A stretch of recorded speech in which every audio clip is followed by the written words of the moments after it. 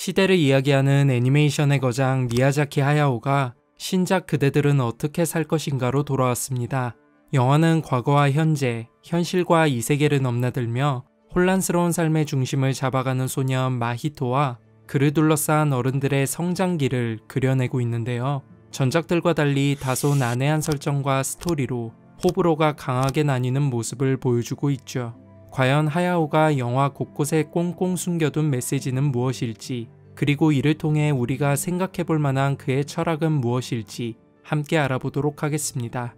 영화의 배경은 1940년대 일본입니다. 2차 세계대전 말미 제국주의를 앞세운 일본이 미국에 총공세를 퍼붓던 때이기도 하죠. 당시 전쟁 물자 공급이 수월치 못했던 일본은 자국 내 생산기지를 활성화하는 정책을 폈습니다.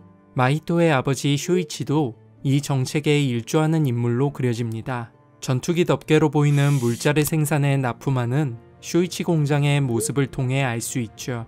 이는 당시 미국과 태평양 전쟁을 벌이며 공군력 증강이 절실했던 일본의 현실을 고스란히 비춰주는 대목입니다. 마히토가 낯선 시골로 이사를 온 뒤 처음 학교에 갔을 때 학생들이 펼치고 있던 퇴비 증산 운동 역시 전쟁 지원을 위한 민간 차원의 캠페인이었습니다. 막상 학교에 가도 공부는 시키지 않는다는 쇼이치의 말처럼 학생들은 공부 대신 노동을 통해 조국의 승전에 이바지하는 모습을 보여주죠. 이렇듯 영화 서두에 나열되는 배경들은 당대 일본이 전쟁에서 승리하기 위해 얼마나 강력한 일체감으로 똘똘 뭉쳐있는지를 보여줍니다. 반면 마히토는 대다수처럼 질서에 순응하는 캐릭터가 아닙니다. 질서정연한 면모를 갖췄지만 거슬리는 무언가엔 정면으로 저항하는 양면성을 갖춘 인물이죠. 심지어 학급 친구들과 싸운 뒤엔 일부러 자신의 머리에 돌로 상처를 낼 정도로 과감한 면모를 보여주기도 합니다. 마히토가 이처럼 다소 상반된 정서를 표출하는 배경엔 엄마 히사코가 있습니다. 그녀는 적군의 대공습으로 인해 병원에서 불길에 휩싸인 채 죽었는데 그 이후 마히토는 불 속에서 엄마와의 불가능한 만남을 기약하는 꿈을 종종 꾸게 됩니다.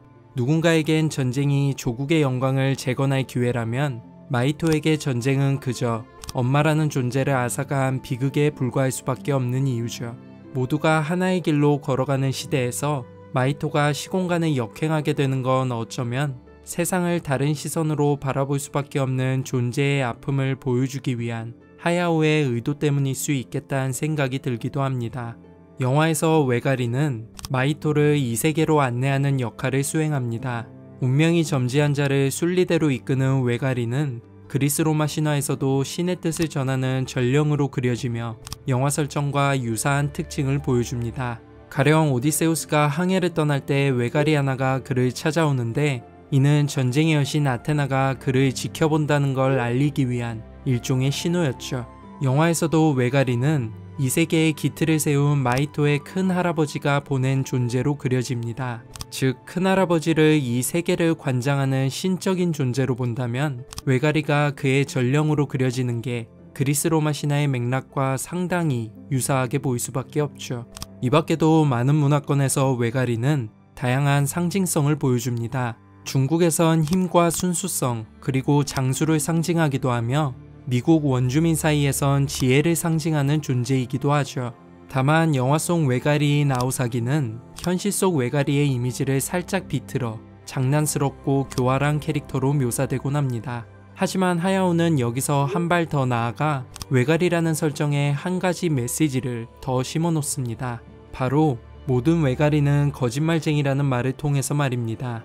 만약 아오사기가 모든 외가리는 거짓말쟁이라 말한다면 그 말은 과연 진짜일까에 대해 생각해보게 만드는 대목이죠.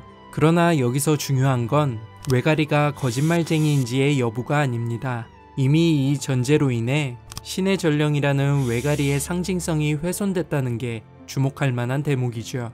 신의 뜻을 고스란히 전달하는 존재를 믿을 수 없게 됐다면 그런 존재에게 뜻을 전달토록 한 신도 과연 맹목적으로 믿을 수 있는 존재인가라는 의문이 생겨나는 건 어쩌면 당연한 결과입니다.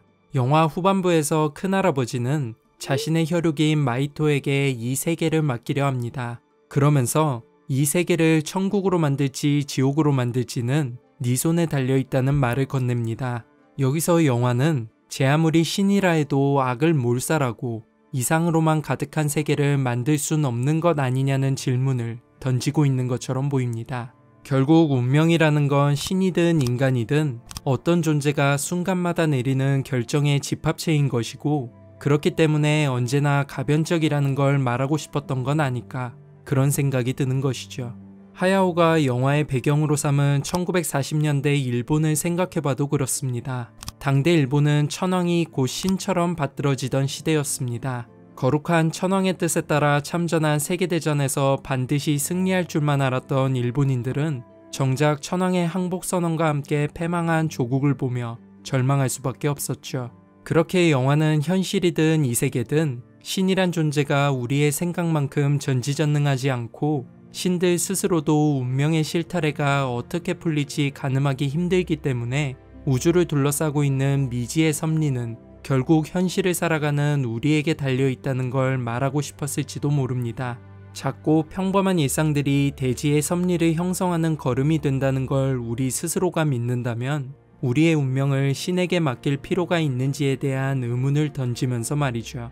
영화에서 현실과 이세계를 잇는 탑은 메이지 유신 때 나타난 것으로 묘사됩니다. 큰할아버지는 바로 이 탑을 보존하기 위해 서체를 건축하고 이 세계로 넘어가 새로운 세상을 구축한 것이죠.